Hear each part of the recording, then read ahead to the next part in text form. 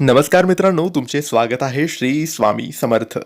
मित्रांनो, अधिक महिन्यात हे वाचले तर सर्व परिवार सुखी होतो. घरात कसलीच कमी राहत नाही. संध्याकाळी हे नक्की वाचावं. मित्रांनो, तुम्हाला सगळ्यांना माहीत आहे की अधिक महिना सुरू झालेला आहे. हा अधिक महिना 17 मे पासून सुरू झालेला आहे आणि 14 जून पर्यंत हा अधिक महिना असणार आहे. 3 वर्षानंतर हा अधिक महिना येतो, म्हणून याचे खूप जास्त महत्त्व असते. विष्णूला समर्पित हा महिना असतो, म्हणून याला पुरुषोत्तम मास सुद्धा म्हटले जाते. या महिन्यात विविध धार्मिक कार्यक्रम, पूजाविधी, सेवा, उपासना, दान करणं, वाण देणं अशा बऱ्याचशा गोष्टी केल्या जातात. त्यासोबतच आपण घरच्या घरी राहून विविध सेवा, उपासना, पूजा अर्चना, वाचन, स्तोत्र वाचन करू शकतो. गुरुचरित्र पारायण करू शकतो. स्वामीचरित्र सारामृताचे पारायण करू शकतो.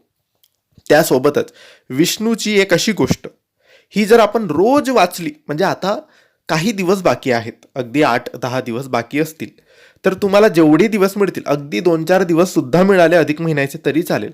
2-4 दिवसच तुम्ही संध्याकाळी देवघरासमोर बसा, अगरबत्ती दिवा लावा आणि हे वाचा. हे आता काय आहे, तर हे आहे विष्णू सहस्त्र नामावली.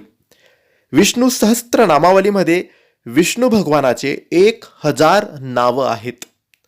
ते 1000 नावं आपल्याला वाचायची असतात. एक छोटीशी पोथी, पुस्तक आपल्याला ऑनलाईन मिळेल किंवा स्वामींच्या केंद्रात मिळेल किंवा कोणत्याही जिथे पुस्तकालय असतं तिथे मिळेल, किंवा तुम्ही गुगलवर फक्त विष्णू सहस्त्र नामावली टाकलं तरी तुम्हाला 1000 विष्णूचे नावं दिसतील.